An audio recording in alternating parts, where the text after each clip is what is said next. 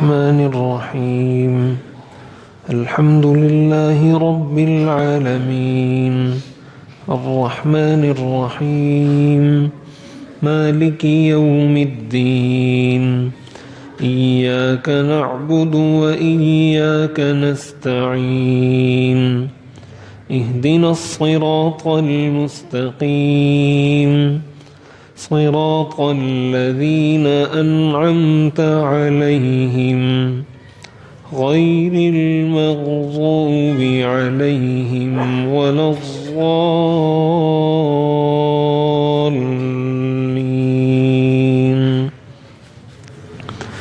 ترجمہ: الحمدللہ رب العالمین، تمام تعریفیں اللہ کے لیے ہیں جو سارے جہانوں کو پالنے والا ہے۔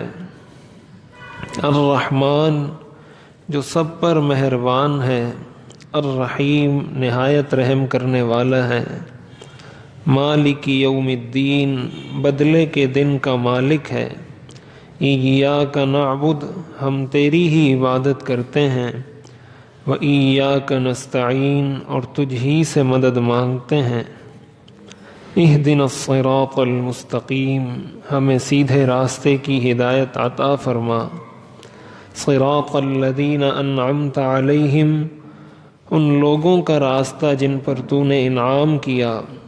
غیر المغضوب علیہم ولا الضالین، نہ کہ ان لوگوں کا راستہ جن پر غضب کیا گیا، اور نہ ہی بھٹکے ہوئے لوگوں کا راستہ۔ جن لوگوں پر اللہ تعالیٰ نے انعام کیا ہے وہ کون لوگ ہیں؟ ہم جو نماز میں دعا مانگتے ہیں کہ یا اللہ ہمیں ان کے راستے پر چلا۔ قرآن کریم نے اس کی وضاحت ایک اور آیت میں کی ہے، سورۃ النساء کی آیت نمبر 69 کے اندر۔ اللہ تعالیٰ ارشاد فرماتے ہیں وَمَن يُطِعِ اللَّهَ وَالرَّسُولَ فَأُولَٰئِكَ مَعَ الَّذِينَ أَنْعَمَ اللَّهُ عَلَيْهِمْ، کہ جو اللہ اور اس کے رسول کی اطاعت کرے گا یہ ان لوگوں کے ساتھ ہوگا جن پر اللہ نے انعام کیا ہے۔ من النبیین، انبیاء، والصدیقین، اور صدیقین، والشہداء، اور شہداء، والصالحین، اور اللہ کے نیک بندے۔ تو گویا اس آیت کے اندر اللہ تعالیٰ نے انسانیت کو یہ بات بتلائی کہ کن لوگوں پر انعام کیا۔ ہم جو یہ دعا مانگتے ہیں کہ یا اللہ ہمیں ان لوگوں کے راستے پر چلا جن پر تو نے انعام کیا، تو اس آیت میں اللہ تعالیٰ نے بتلا دیا کہ میرا انعام ان لوگوں پر ہے جو اللہ اور اس کے رسول کی اطاعت کرتے ہیں۔ اس کا مطلب یہ ہوا کہ اگر ہم ان لوگوں کی صف میں عملاً شامل ہونا چاہتے ہیں، ایک تو ہم زبان سے دعا کرتے ہیں، زبان سے دعا کرنا بھی ضروری ہے، لیکن اگر ہم عملاً شامل ہونا چاہتے ہیں، ہم واقعتاً شامل ہونا چاہتے ہیں ان لوگوں میں جن لوگوں پر اللہ نے انعام کیا ہے، تو اس کے لیے ہمیں اللہ اور اس کے رسول کی اطاعت کرنی ہوگی۔ اگر ہم اللہ اور اس کے رسول کی اطاعت نہیں کریں گے، اللہ اور اس کے رسول کی اطاعت کا مطلب جو قرآن میں بتایا گیا، جو حدیث میں بتایا گیا، جو سنت میں بتایا گیا، ان چیزوں پر ہم عمل کریں اپنی زندگی کے ہر شعبے میں، اپنے کاروبار میں بھی، گھر میں بھی، مسجد میں بھی، دکان میں بھی، ملازمت میں بھی، ہر جگہ قرآن اور سنت کی اتباع کریں، قرآن اور سنت کو فالو کریں۔ یہ ہے ان لوگوں کی صف میں شامل ہونے کا طریقہ جن لوگوں پر اللہ نے انعام کیا ہے۔ حضرت ربیعۃ بن کعب الاسلمی رضی اللہ تعالی عنہ یہ حضور علیہ الصلاۃ والسلام کے خادم تھے اور حضور علیہ الصلاۃ والسلام کی خدمت کیا کرتے تھے، اور جب حضور علیہ الصلاۃ والسلام کو وضو کی حاجت ہوتی تھی تو یہ پانی بھر کر لاتے تھے اور اس طریقے سے آپ وضو کرتے تھے۔ جو آپ کی اس طرح کی خدمت ہوتی تھی، یہ آپ کی حجرے کے باہر یہ بیٹھے رہتے تھے، جب بھی کوئی کام ہوتا تھا تو یہ فوراً وہ کام کر دیا کرتے تھے۔ ایک دن حضور علیہ الصلاۃ والسلام نے ان سے فرمایا کہ مجھ سے کچھ سوال کرو، مجھ سے کچھ مانگو۔ تو انہوں نے کہا اسألک مرافقتک فی الجنہ۔ صحابہ کو بھی حضور علیہ الصلاۃ والسلام سے جو محبت تھی اس کی مثال پیش نہیں کی جا سکتی۔ تو انہوں نے جواب میں اور کچھ نہیں مانگا، جواب میں انہوں نے کہا اسألک مرافقتک فی الجنہ، یا رسول اللہ مجھے جنت میں آپ کی رفاقت چاہیے، میرا آپ سے بس یہی مطالبہ ہے، یہی سوال ہے کہ جس طرح دنیا میں مجھے آپ کی خدمت کا موقع ملا ہے، آپ کی رفاقت ملی ہے، تو جنت میں بھی مجھے آپ کی رفاقت نصیب ہو جائے۔ حضور علیہ الصلاۃ والسلام نے پوچھا اوغیر ذالک، کہ اس کے علاوہ بھی کچھ مانگو؟ انہوں نے پھر آگے سے جواب میں کہا اسألک مرافقتک فی الجنہ، کہ مجھے اور کچھ نہیں چاہیے، بس یہی سوال ہے، یہی مطالبہ ہے کہ جنت میں آپ کی رفاقت نصیب ہو جائے۔ آپ نے فرمایا فَأَعِنِّي عَلَى نَفْسِكَ بِكَثْرَةِ السُّجُودِ، کہ اگر تمہیں یہی کچھ چاہیے تو پھر اس کا طریقہ یہ ہے کہ اللہ کے سامنے زیادہ زیادہ سجدے کر کے میری مدد کرو، یعنی اس بات میں میری مدد کرو۔ اور مدد کا طریقہ کیا ہے کہ اللہ کے سامنے زیادہ سجدے کرو، مقصد کہ اپنی عملی زندگی کو شریعت کے مطابق کرو، تو گویا تم میری مدد کرو گے اس معاملے میں کہ کل قیامت کے دن میں تمہیں اپنا رفیق بنا سکوں گا۔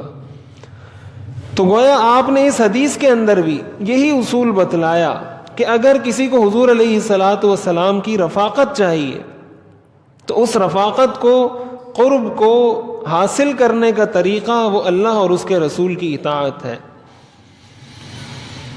حضرت معاذ بن جبل رضی اللہ تعالی عنہ حضور علیہ الصلاۃ والسلام کے بہت مقرب صحابی تھے۔ یہ وہ صحابی ہیں جن کو حضور علیہ الصلاۃ والسلام نے فرمایا تھا انی احبک یا معاذ، اے معاذ مجھے تم سے محبت ہے۔ حضور علیہ الصلاۃ والسلام کو بہت محبت تھی ان سے۔ آپ نے ان کو یمن کا گورنر بنا کر، یمن کی طرف داعی اور قاضی بنا کر بھیجا۔ تو جب ان کو آپ یمن کی طرف بھیج رہے تھے تو آپ ان کے ساتھ یہ سواری پر سوار تھے حضرت معاذ بن جبل رضی اللہ تعالیٰ عنہ، اور آپ ان کے ساتھ پیدل پیدل چل رہے تھے، اور مدینہ سے باہر تک آپ ان کو چھوڑنے کے لیے گئے تاکہ مدینہ سے باہر تک میں ان کو چھوڑ دوں، یہ آگے سے وہاں یمن کی طرف چلے جائیں گے اور میں واپس مدینہ منورہ آ جاؤں گا۔ تو آپ ان کے ساتھ ساتھ چلتے رہے۔ جب مدینہ منورہ سے نکلے تو حضور علیہ الصلاۃ والسلام نے ان کو الوداع کہنے کے لیے ان کو کہا لعلک تمر بقبری، کہ اب اگر عسى اللہ تلقانی بعد عامی ھذا، کہ اب جب تمہارا آنا ہوگا مدینہ میں تو شاید میری اور تمہاری ملاقات نہیں ہو سکے گی، وَلَعَلَّكَ أَن تَمُرَّ بِقَبْرِي هَذَا وَمَسْجِدِي، اور شاید اب تمہارا گزر، جب تمہارا آنا ہوگا تو میری قبر پر تمہارا گزر ہوگا۔ حضرت معاذ بن جبل رضی اللہ تعالیٰ عنہ نے جب یہ سنا تو وہ پھوٹ پھوٹ کر رونے لگے، اور ظاہر ہے صحابہ حضور علیہ الصلاۃ والسلام کی جدائی کہاں برداشت کر سکتے تھے۔ تو روایات میں آتا ہے کہ حضرت معاذ رضی اللہ تعالیٰ عنہ بہت زیادہ رونے لگے، ان کی ہچکیاں بن گئی اور چپ کرانے سے بھی چپ نہیں ہو رہے تھے۔ تو حضور علیہ الصلاۃ والسلام کا رخ بھی جیسے یمن کی طرف تھا، آپ نے اپنا رخ مبارک پھیر دیا حضرت معاذ سے، یعنی مدینہ کی طرف اپنا رخ کر دیا، اس مقصد کے لیے کہ ان کو کچھ تسلی ہو اور یہ خاموش ہوں۔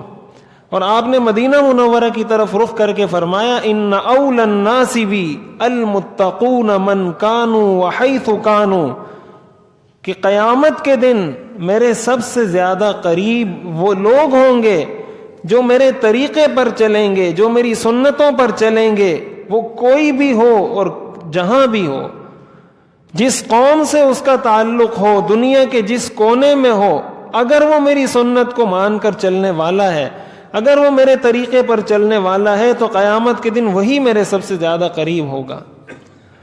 تو اس سے بھی ہمیں یہ معلوم ہوا کہ حضور علیہ الصلاۃ والسلام کا قرب حاصل کرنے کا طریقہ وہ حضور علیہ الصلاۃ والسلام کی سنتوں کی اتباع ہے۔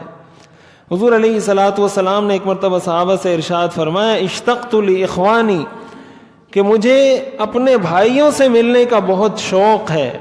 صحابہ نے فرمایا اولسنا اخوانک یا رسول اللہ، کہ کہ یا رسول اللہ کیا ہم آپ کے بھائی نہیں ہیں؟ آپ نے فرمایا انتم اصحابی، تم میرے صحابہ ہو، واخوانی الذین لم یأتوا بعد، اور میرے بھائی وہ مسلمان ہیں جو اب تک نہیں آئے، جنہوں نے میری زیارت نہیں کی لیکن اس کے باوجود مجھ پر ایمان لاتے ہیں، وہ میرے بھائی ہیں۔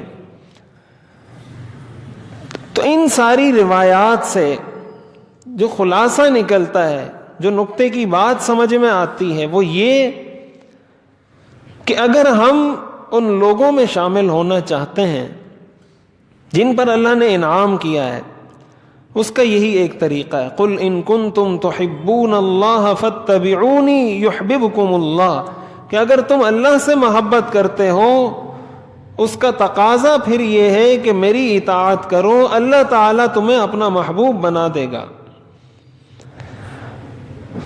تو ایک ہوتا ہے کہ انسان زبان سے محبت کا دعویٰ کرے، ایک ہوتا ہے کہ انسان اپنے عمل سے ثابت کرے کہ مجھے محبت ہے۔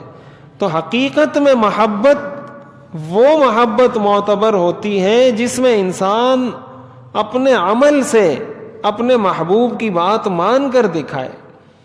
اگر محض زبانی دعویٰ ہو اور اطاعت نہ ہو، اس کی بات نہ مانی جائے، اس کا مطلب یہ ہے کہ یہ محبت حقیقی نہیں ہے۔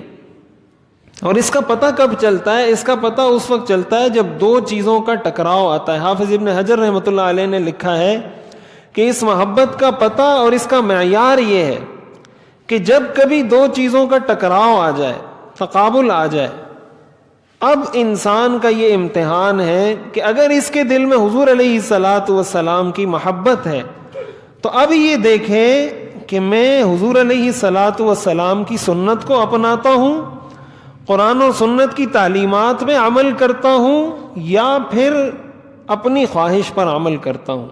اب وہ کام کسی بھی شعبے کا ہو، مثلا کاروبار کر رہا ہے، ایک جگہ اس کو نظر آ رہا ہے کہ یہاں میں اگر 2 نمبر ہی کروں گا تو مجھے 1000 روپے زیادہ بچ جائیں گے، اور اگر صحیح طریقے سے امانت اور دیانت کے ساتھ کاروبار کروں گا تو مجھے اس میں 200 روپے بچیں گے۔ اب یہ ٹکراؤ آ رہا ہے، یہ تصادم آ رہا ہے کہ اس کے دل میں مال کی محبت زیادہ ہے یا اپنے پیغمبر کی محبت زیادہ ہے، قرآن اور حدیث کی تعلیمات سے محبت زیادہ ہے یا پھر مال کی محبت زیادہ ہے۔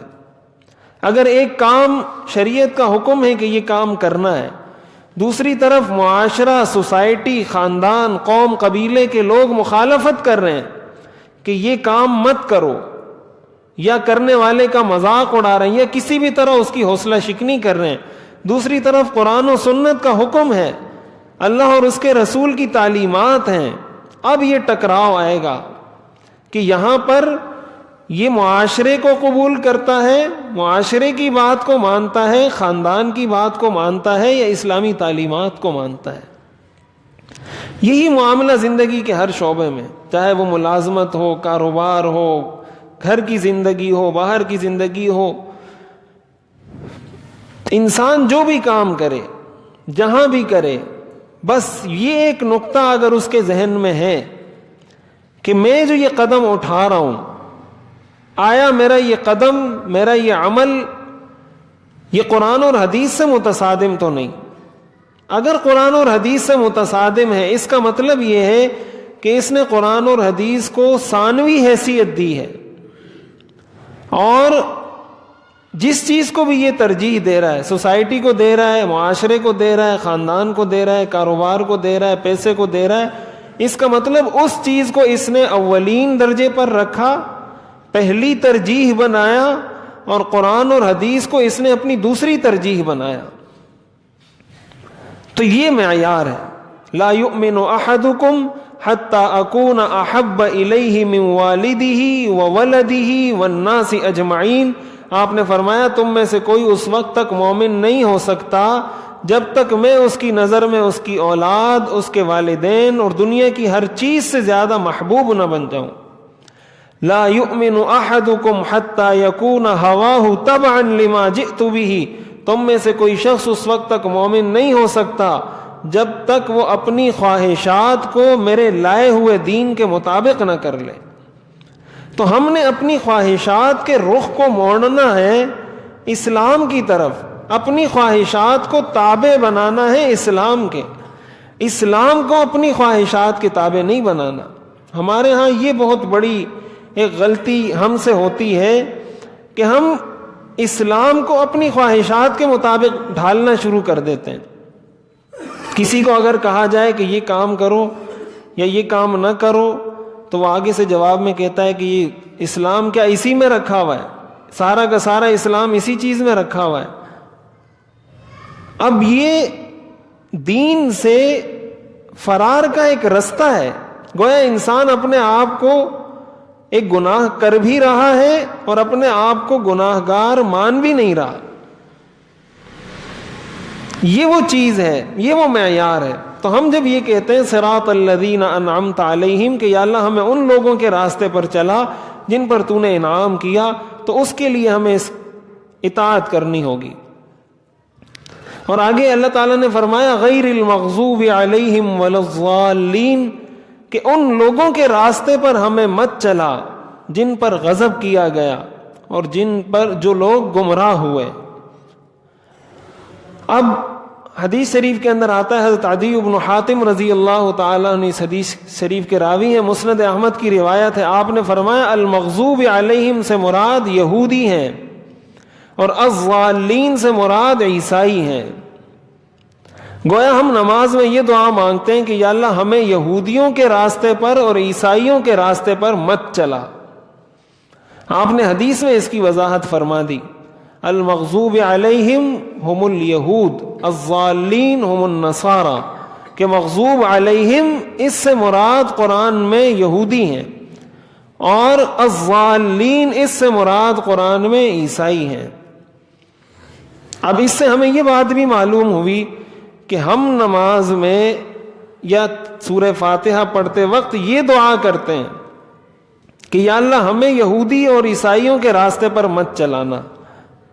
اب اس چیز کو بھی ہم دیکھیں کہ اگر ہم اپنی زندگی میں ان کی اتباع کریں گے، ان کے راستے پر چلیں گے، جو ہمیں انہوں نے طریقہ بتایا کہ اس طریقے سے چلنا ہے، زندگی اس طریقے سے گزارنی ہے، تو اس کا مطلب یہ ہوا جس طرح ہمارے معاشرے میں یہ چیز عام ہے، ہر چیز کے اندر ہم لوگ ان کی پیروی کرتے ہیں، اور افسوس کی بات یہ ہے کہ اچھی چیزوں میں نہیں کرتے، بلکہ وہ چیزیں جن سے اسلام نے منع کیا ہے، جو اسلام سے متصادم ہیں، ان چیزوں میں ان کی پیروی کرتے ہیں۔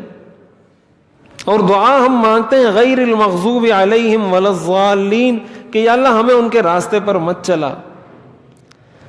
تو یہ قول اور عمل کا تضاد یہ ہمیں اپنی زندگی سے دور کرنا ہوگا، تب جا کر ہماری اس دعا میں اثر پیدا ہوگا، تب ہمیں صراط مستقیم کی ہدایت نصیب ہوگی۔ اس لیے کہ دعا مانگ کر قدم غلط جانب اٹھانا، ایسی دعا انسان کی کہاں قبول ہوتی ہے۔ ہدایت کی تو پہلی شرط یہ ہے کہ انسان اس کی جانب قدم اٹھائے، والذین جاہدوا فینا لنہدینہم، جو قدم اٹھائے گا عملی زندگی میں ہماری طرف چل کر آئے گا تو ہم اس کو ہدایت دیں گے۔ پہلا قدم انسان نے اٹھانا ہوتا ہے۔ تو اس لیے حدیث شریف میں جو فرمایا گیا من تشبہ بقوم فہو منہم، جس نے جس قوم کی مشابہت اختیار کی وہ انہی میں سے ہے۔ من کثر سواد قوم فہو منہم، جس نے جس قوم کی تعداد بڑھائی وہ انہی میں سے ہے۔ تو ہم اپنی زندگی میں اس پر بھی غور کریں، ہر چیز میں، ہر کام میں، کہ ہماری مشابہت صحابہ کے ساتھ زیادہ ہے، ہماری مشابہت حضور علیہ الصلاۃ والسلام کے ساتھ زیادہ ہے، یا ہماری مشابہت یہود و نصارہ کے ساتھ زیادہ ہے۔ تو یہ دعا اس وقت مؤثر ہو سکتی ہے کہ ایک تو ہم اللہ اور اس کے رسول کی اطاعت کریں، قرآن و سنت کی تعلیمات پر عمل کریں، اور دوسرے نمبر پر یہود و نصارہ کے راستے سے اپنے آپ کو بچائیں، ان سے دور رہیں۔ اب یہود و نصارہ کا کیا کام تھا؟ انہوں نے کیا کیا؟ ان کا بنیادی گناہ جس کو قرآن نے جگہ جگہ ذکر کیا وہ یہی تھا کہ انہوں نے اپنے انبیاء کی نافرمانی کی تھی۔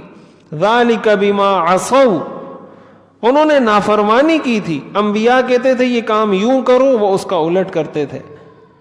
نصارہ اور عیسائیوں کا بھی یہی مسئلہ تھا. تو یہود و نصارہ پر غضب کے نازل ہونے کا اور اللہ کی ناراضگی کے نازل ہونے کی بنیادی وجہ وہ یہ تھی کہ انہوں نے اپنے انبیاء کی تعلیمات کو چھوڑ دیا. حضرت موسیٰ علیہ السلام نے جو تعلیمات دی تھی ان کو چھوڑ دیا، حضرت عیسیٰ علیہ السلام نے جو تعلیمات دی تھی ان کو چھوڑ دیا. یہی تو وجہ ہے جس کی وجہ سے ان پر اللہ کا غضب نازل ہوا، جس کی وجہ سے وہ دھتکارے گئے، جس کی وجہ سے ان کو گمراہ قرار دیا گیا.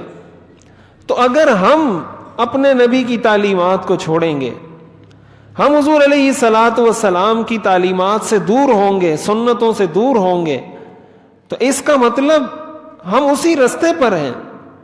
جو کام یہودیوں نے اپنے پیغمبر کے ساتھ کیا، عیسائیوں نے اپنے پیغمبر کے ساتھ کیا کہ نافرمانی کی، بات نہیں مانی، یہی کام اگر ہم بھی کریں گے، اس کا مطلب تو یہ ہوا کہ ہم بھی اپنے پیغمبر کی نافرمانی کر رہے ہیں، ہم بھی پیغمبر کے نافرمان امتی ہیں. تو اگر ہم نافرمانی کریں گے تو ایسے لوگوں پر انعام کہاں ہو سکتا ہے؟ ایسے لوگوں پر انعام نہیں ہو سکتا. اس لیے اپنی زندگی کے سارے کام انسان کرے، لیکن یہ ایک نقطہ ذہن سے کبھی نہیں نکالے کہ میں مسلمان ہوں. بس اسلام انسان کو کسی چیز سے روکتا نہیں. یہ اسلام ہرگز نہیں کہتا کہ کاروبار نہیں کرو، ملازمت نہیں کرو، یہ نہیں کرو، وہ نہیں کرو. کسی جائز کام سے اسلام نہیں روکتا. لیکن یہ کہتا ہے اسلام کہ جو بھی کرو یہ ذہن میں رکھ کے کرو کہ میں مسلمان ہوں. جہاں ایسی دو چیزوں کا ٹکراؤ آ جائے کہ وہ اسلام سے متصادم ہو، مسلمانیت سے اس کا ٹکراؤ آ رہا ہو، اس کو چھوڑ دو. باقی کاروبار کرنا ہے کرو، ملازمت کرنی ہے کرو، دکان چلانی ہے چلاؤ، جو کام کرنا ہے کرو. تو بس یہ ایک نقطہ ہے اور یہی وہ معیار ہے. صراط الذین انعمت علیہم ومن یطع اللہ والرسول کا، جو اللہ اور اس کے رسول کی اطاعت. اللہ تعالی ہمیں بھی حقیقی معنوں میں ہدایت نصیب فرمائے. اس آیت کی کچھ مزید تشریح ہے، انشاءاللہ وہ اگلے ہفتے کے دن درس میں انشاءاللہ عرض کر دوں گا. الحمدللہ رب العالمین، تمام تعریفیں اللہ کے لیے ہیں جو سارے جہانوں کو پالنے والا ہے. الرحمن، جو سب پر رحم کرنے والا ہے. الرحیم، نہایت مہربان ہے. مالک یوم الدین، بدلے کے دن کا مالک ہے. ایاک نعبد، ہم تیری ہی عبادت کرتے ہیں. وایاک نستعین، اور تجھ ہی سے مدد مانگتے ہیں. اہدنا الصراط المستقیم، ہمیں سیدھے راستے کی ہدایت عطا فرما. صراط الذین انعمت علیہم، ان لوگوں کا راستہ جن پر تو نے انعام کیا. غیر المغضوب علیہم ولا الضالین، نہ کہ ان لوگوں کا راستہ جن پر غضب کیا گیا اور نہ ہی بھٹکے ہوئے لوگوں کا راستہ. الحمدللہ رب العالمین، الصلاۃ والسلام علی رسولہ محمد وآلہ واصحابہ اجمعین. ربنا آتنا فی الدنیا حسنہ وفی الآخرۃ حسنہ وقنا عذاب النار. یا حی یا قیوم برحمتک نستغیث، اصلح لنا شأننا کلہ ولا تکلنا إلى أنفسنا طرفة عين. اللهم إنا نسألك من خير ما سألك منه عبدك ونبيك محمد صلى الله عليه وسلم، ونعوذ بك من شر ما استعاذك منه عبدك ونبيك محمد صلى الله عليه وسلم، وأنت المستعان وعليك البلاغ ولا حول ولا قوة إلا بالله. سبحان ربك رب العزة عما يصفون وسلام على المرسلين والحمد لله رب العالمين.